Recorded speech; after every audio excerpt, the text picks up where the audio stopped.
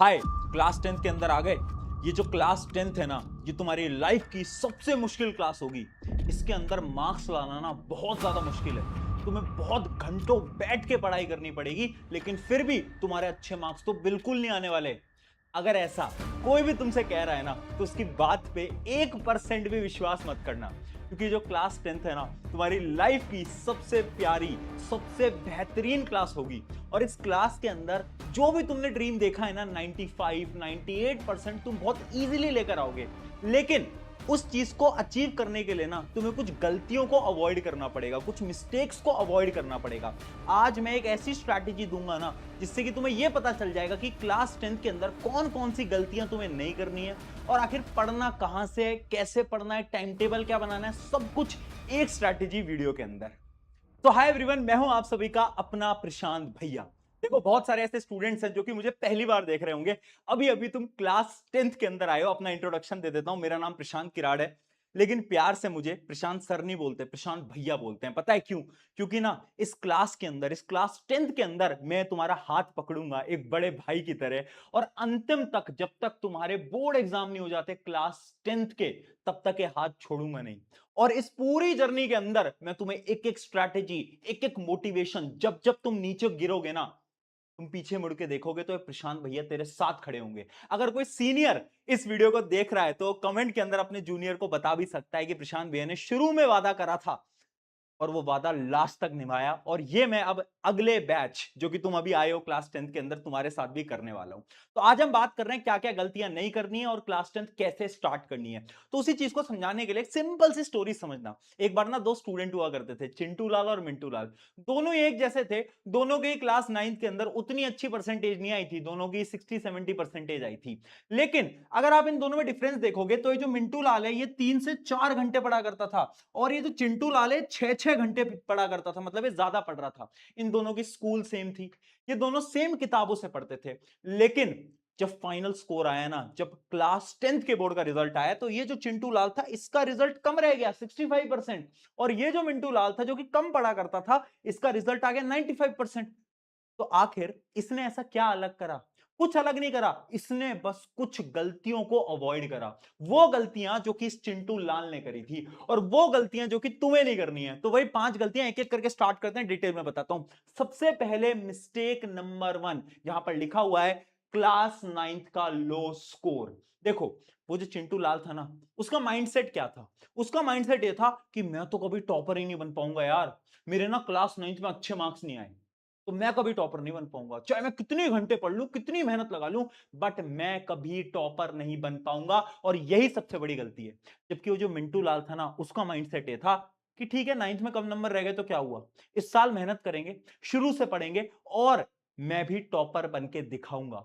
और यही फर्क होता है माइंडसेट का। अगर तुम क्लास 10th के अंदर आ रहे हो ना, और तुम ये सोच के आ रहे हो कि मुझसे नहीं हो पाएगा, मैं तो कभी अचीव नहीं कर पाऊंगा, नहीं कर पाऊंगी, अगर तुम ये सोच रहे हो, तो तुम कभी नहीं कर पाओगे। लेकिन अगर तुमने शुरू से ये सोच लिया ना कि ये जो क्लास है ना, ये मेरी लाइफ की सबसे बेहतरीन क्लास होगी, the class 10th will be best class of your life, this exam will be best exam of your life, अगर तुमने सोच लिया, तो तुम एक्चुअली में अचीव कर जाओगे। और इसी वजह से एक पहला कमेंट मैं आज तुम्हें इस वीडियो में लिखवाने के लिए बोल रहा हूं। कमेंट जरूर लिखना अभी पॉज करके, this exam will be best exam of my life, ये लिखना। और लास्ट में, जब तुम लास्ट में खड़े होगे ना, जब तुम क्लास 10 का बोर्ड दे रहे होगे, तो तुम्हें रियलाइज होगा एक्चुअली में तुम्हारे मार्क्स बहुत बेहतरीन आ गए। तो ये पहली गलती है जो कि तुम्हें अवॉइड करनी है, माइंडसेट अपना स्ट्रांग रखना है। दूसरी मिस्टेक के बारे में बात करते हैं, जो कि है स्मार्ट स्टडी। अब बहुत सारे ऐसे बच्चे हैं ना, जो कि हार्डवर्क तो करते हैं, जैसे चिंटू लाल था, बहुत घंटे पढ़ाई करता था, लेकिन स्मार्ट स्टडी नहीं करता था, उसको स्मार्ट वर्क नहीं आता था।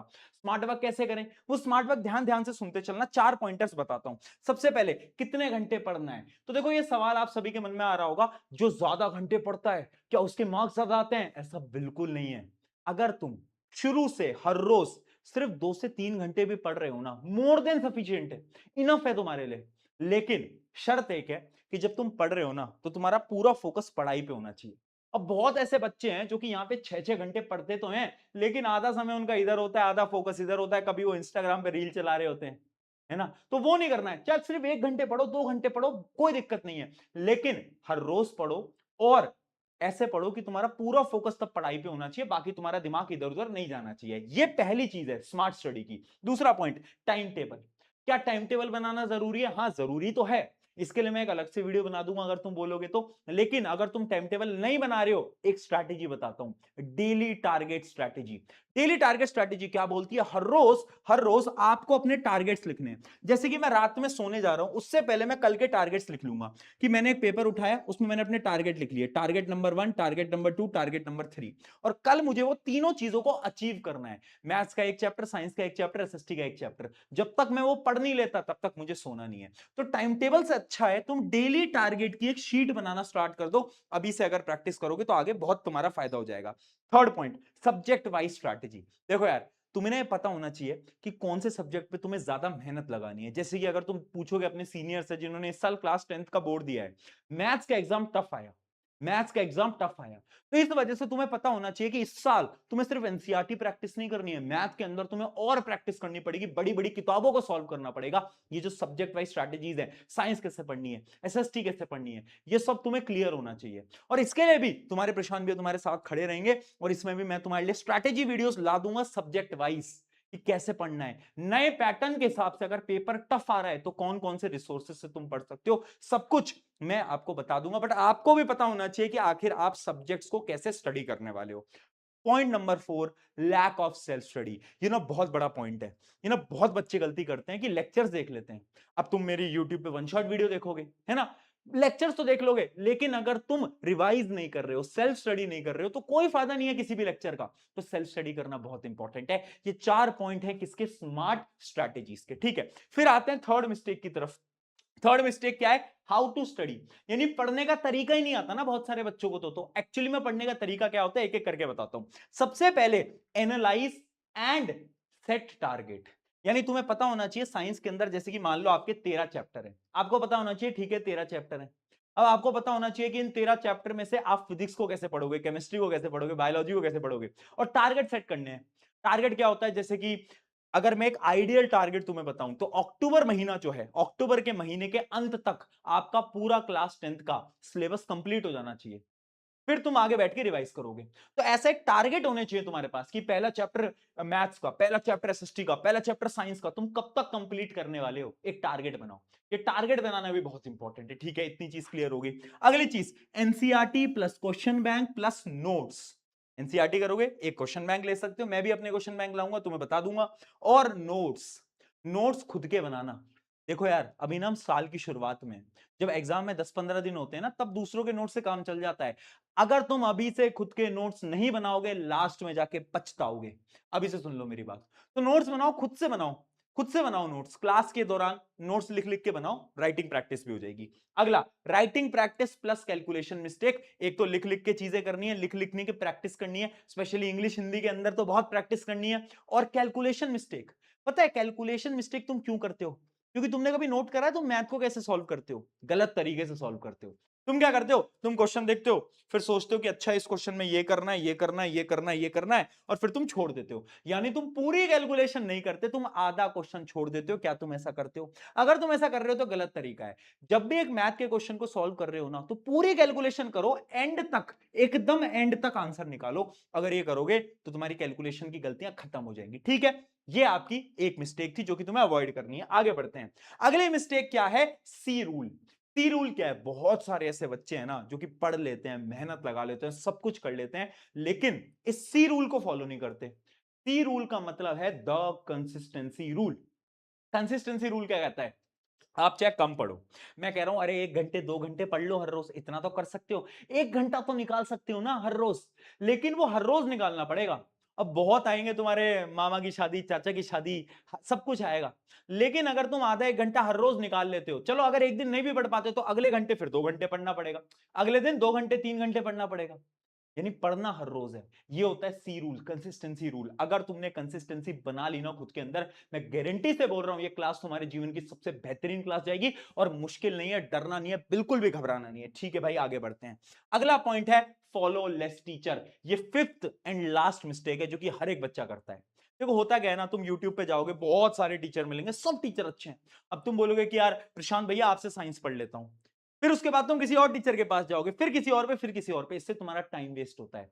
तुम अगर मुझसे साइंस पढ़ रहे हो, तुम्हें अगर मुझसे समझ आ रहा है तो मुझसे ही पढ़ लो। बट अगर बाई चांस मुझसे समझ नहीं आता तो किसी और से पढ़ लो। मैं ये नहीं बोल रहा कि हाँ नहीं नहीं मुझसे ही पढ़ना पड़ेगा, नहीं नहीं नहीं, ऐसा टीचर नहीं हूं मैं।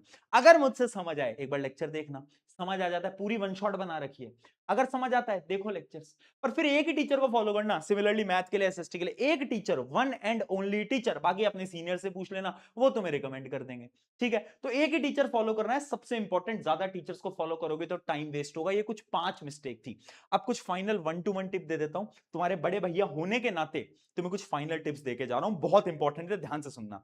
टिप नंबर 1, इंजॉय करो। Very important. शायद ना मैं पहला टीचर हूं जो कि ये बोल रहा है कि क्लास 10th में फुल एंजॉय करो। शायद किसी के पेरेंट्स देख के ऑफेंड हो जाएं कि ये कैसे टीचर है, ये कैसे मास्टर है, बोल रहे हैं एंजॉय करो। हाँ, एंजॉय करो। ये क्लास ना वापस नहीं आएगी, ये दोस्ती वापस नहीं आएगी, तो इस क्लास में एंजॉय करना बहुत इंपॉर्टेंट है। एक चीज याद रखो, एंजॉय से मेरा मतलब है दोस्तों के साथ क्रिकेट खेलने जाओ, फुटबॉल खेलने जाओ। एंजॉय से मेरा ये मतलब नहीं है कि तुम फोन के गेमिंग्स पे लगे हो, वो वाला एंजॉयमेंट नहीं है। बाहर खेलने जाओ, दोस्तों के साथ टाइम स्पेंड करो, क्योंकि टाइम वापस नहीं आएगा। 11th में चीजें टफ हो जाएंगी। अगला point, Sunday revision rule. Sunday revision rule क्या होता है? देखो, आपका जो संडे होता है ना, उसमें एक आदत डाल लो कि हर संडे में तुम 1 से 2 घंटे, 1 से 2 घंटे रिवाइज करोगे। क्या करोगे? रिवाइज करोगे जो भी तुमने वीक में पढ़ा। किसी भी सब्जेक्ट को उठा लो, मान लो एसएसटी उठा लो, साइंस उठा लो, मैथ, कुछ भी उठा लो, बट संडे को एक रूल बना लो, संडे रिवीजन रूल। ये बहुत फायदेमंद होगा तुम्हारे लिए। अगली चीज, डोंट कंपेयर। यार याद रखना, इस पूरी क्लास के अंदर ना तुम्हें कंपेयर नहीं करना है कि तेरे एक दोस्त के तो 90 नंबर आ रहे हैं, एक के 80 आ रहे हैं, एक के 70 आ रहे हैं। ये मत करना। Do not compare. मुझे पता है आपके पेरेंट्स शायद कंपेयर करते होंगे, लेकिन तुम खुद को कंपेयर नहीं करोगे, ये ध्यान रखना। हमें खुद सा बेस्ट बनना है, खुद का बेटर वर्जन बनना है, हमें दूसरों से मतलब नहीं है, हमें खुद का बेटर वर्जन बनना है। देखो कि तुम्हारे जो टेस्ट में पहले नंबर आते थे 60, कि अब 65 आए, कि अब 70 आए। खुद की इंप्रूवमेंट को नोट करो, दूसरों से कोई फर्क नहीं पड़ना चाहिए। And last point, life versus YouTube. देखो यार, ये जो लाइफ है ना, ये भी यूट्यूब की तरह है। यूट्यूब तुम चलाते हो, मान लो एक वीडियो तुमने यूट्यूब पे देखी, फिर तुम्हारी जो यूट्यूब की फीड होती है उस पर सारी वीडियोस उसी प्रकार की आने लगती हैं। देखा है? ऐसी हमारा दिमाग होता है, ये एल्गोरिदम हमारे दिमाग में है। अगर हम हमारे दिमाग को पूरे टाइम उस प्रकार का कंटेंट दिखाएंगे, गेमिंग का कंटेंट दिखाएंगे, व्लॉगिंग का कंटेंट दिखाएंगे, तो हमारे दिमाग में पूरे टाइम वही चीजें चलती आएंगी। लेकिन अगर हम अपने दिमाग को थोड़ा पढ़ाई से रिलेटेड कंटेंट दिखाएंगे, अच्छा कंटेंट दिखाएंगे, तो हमारे दिमाग में वही अच्छी चीजें आएंगी। इस वजह से इस पूरी जर्नी में ना, ये जो तुम यूट्यूब देखते हो, इसको देखो, बिल्कुल देखो, बट अच्छी वीडियोस देखो, वो वीडियोस देखो जिनसे कि तुम्हें कुछ सीखने को मिल रहा हो। अगर तुम इन सारे पॉइंट्स को फॉलो करते हो, जो क्लास 10th है तुम्हारे लाइफ की सबसे बेहतरीन क्लास जाएगी। और याद रखना, this exam will be best exam of your life. और इस पूरी जर्नी में ये प्रशांत भैया तेरे साथ खड़े हैं, टेंशन मत ले। साइंस तो मैं पढ़ाई दूंगा, बाकी सारी चीजों के लिए तेरे प्रशांत भैया तेरे साथ खड़े हैं। टेक केयर, मिलते हैं नेक्स्ट वीडियो के अंदर।